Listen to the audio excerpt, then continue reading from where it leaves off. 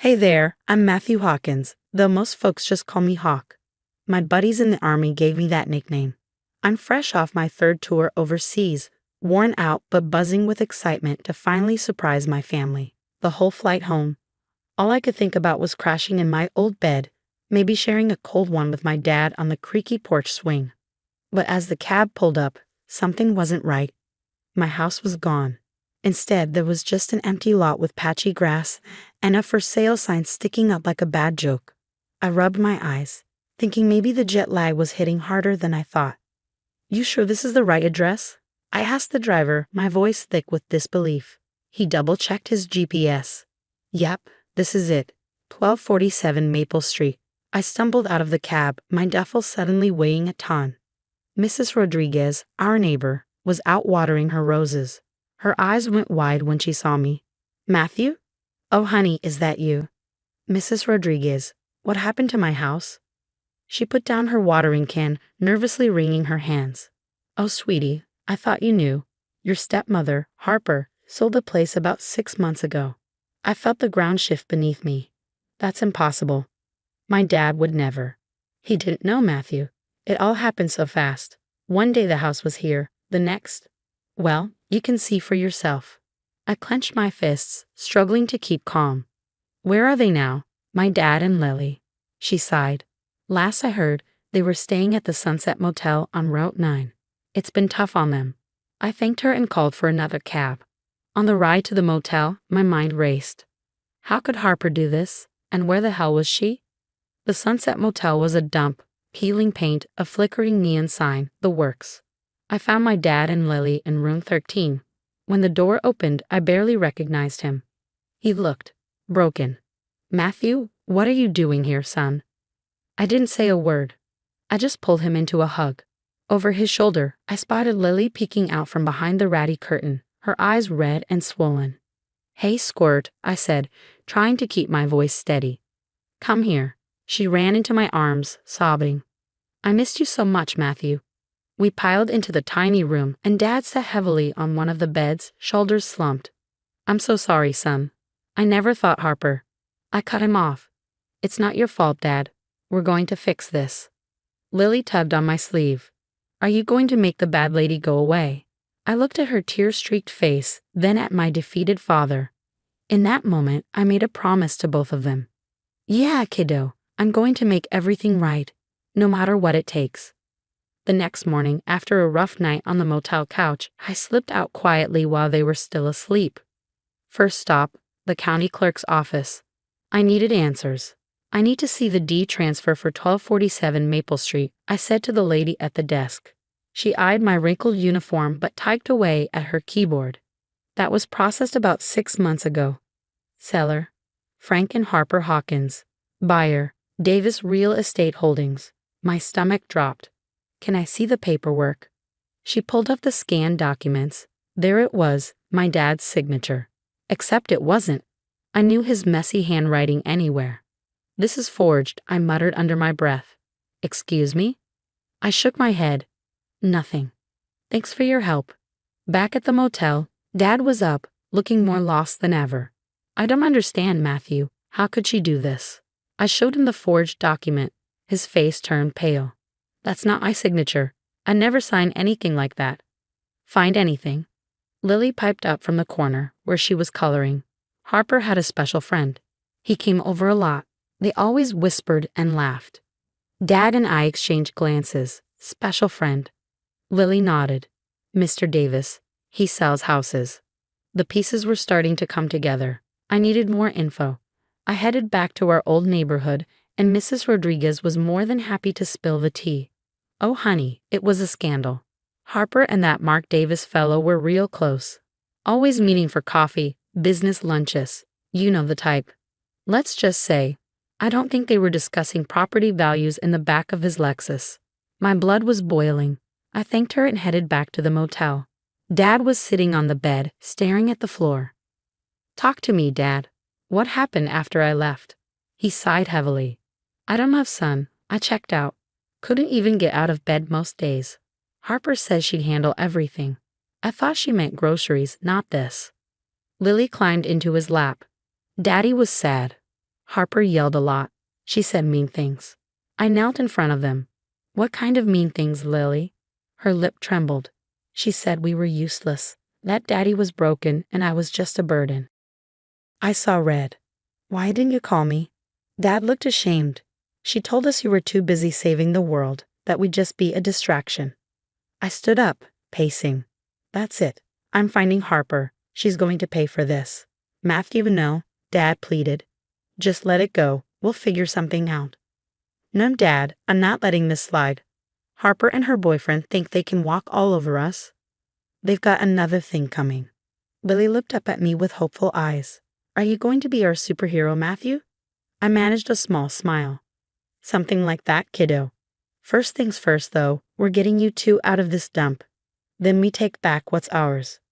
With Dad and Lily settled in a better hotel, I set my sights on the real estate office where Mark Davis worked. As I stepped into the office, a familiar face caught my eye.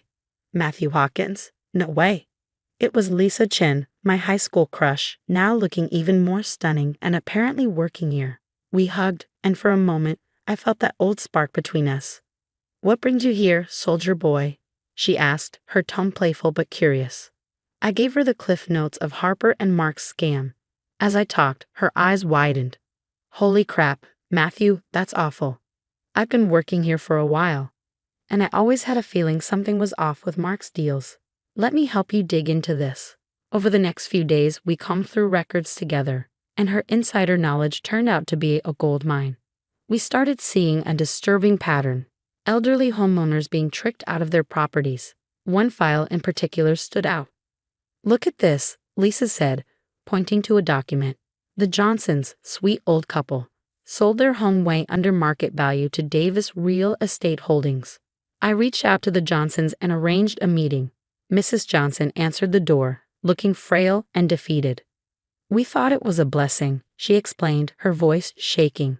Mark said he had a buyer who'd let us stay on as renters. Next thing we knew, we were evicted. Lost everything. My fists clenched in anger. This wasn't just about my family anymore. These scumbags were preying on the vulnerable. I decided it was time to confront Harper. I tracked down her new address, a swanky downtown apartment. When she opened the door, that smug smile of hers made my blood boil. Well, the prodigal son returns, she sneered. Come to thank me for taking that dump off your hands. I pushed past her into the apartment, not in the mood for games. Cut the crap, Harper. I know what you and Mark did, like forging my dad's signature. Real classy. She actually laughed. Prove it, tough guy. Your daddy signed those papers. Not my fault he was too depressed to remember. I stepped closer, my voice low with fury. I'm going to make this right, and you're going to pay for what you did to my family. Her expression darkened, her smile turning into a thin, cold line. Is that a threat, soldier boy? Better watch yourself. Wouldn't want to ruin that precious military record of yours. I stormed out, seething with rage. As I hit the street, I literally ran into another familiar face, Ryan Miller, an old buddy from the army. Matthew? What the hell, man? Ryan was in a police uniform, and when I saw that, I told him the whole story. Matthew, this is serious.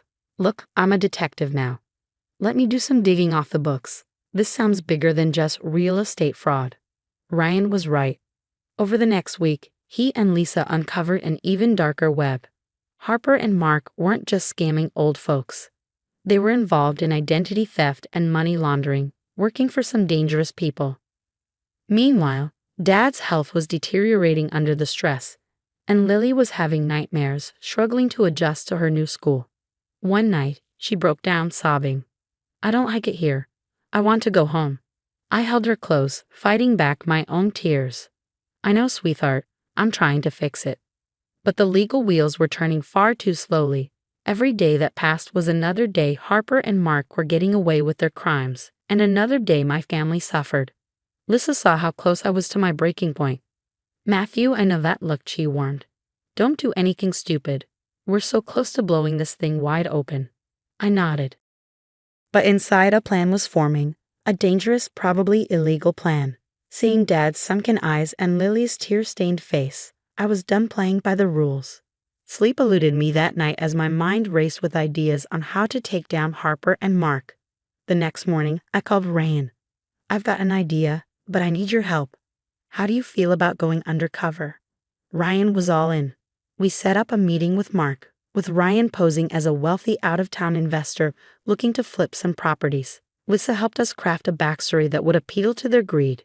The day of the sting, I sat in a van outside, listening in as Ryan strolled into Mark's office. "Mr. Davis, Ryan Edwards. Pleasure to meet you," I heard Ryan say, his voice smooth. "Welcome, Mr. Edwards," Mark replied, oozing fake charm. "I hear you're interested in some creative investment opportunities. Let's just say I've got cash to burn, and I'm not too concerned about where it came from, if you catch my drift." I heard Harper's voice, and my fists clenched involuntarily. "Well, you've come to the right place, Mr. Edwards," Harper said. "We have ways of cleaning up messy situations." For the next hour, they laid out their entire operation, thinking they were reeling in a big fish. Little did they know every word was being recorded. "And don't worry about those pesky homeowners," Mark chuckled. "We have ways of making them cooperative." I gritted my teeth, thinking of the Johnsons, of my dad and Lily. It took everything I had not to storm in there myself. Just then, Lisa, who was monitoring another feed, burst into the van. "Matthew, we've got a problem. Harper's not just laundering money for small-time crooks. She's tied to the Alvarez cartel." My blood ran cold. This was bigger than we thought. I radioed Ryan, signaling him to wrap it up. "Well, Mr. Davis, Mrs. Hawkins, this all sounds very interesting. I think we have a deal." That was the cue. I heard the door burst open, followed by shouts of FBI. "Nobody move." I rushed in just in time to see Harper and Mark being cuffed. The look of shock on Harper's face when she saw me was almost worth everything we'd been through almost. The next few weeks were a whirlwind. The FBI raid uncovered mountains of evidence. Harper and Mark were looking at decades behind bars. I used my VA benefits to secure a modest but comfortable house for Dad and Lily. The day we moved in, I saw a spark return to Dad's eyes. "Son, I don't know how to thank you," he said, his voice thick with emotion. I hugged him tight. "No need, Dad. We're family. It's what we do." Lily ran around the house, squealing with joy at having her own room again. It was the first time I'd seen her truly smile in months. That's the end of my story. Now, I got a question for you. If you were in my shoes, would you have forgiven Harper for what she did to our family? Or do you think some actions are truly unforgivable? Drop your thoughts in the comments below.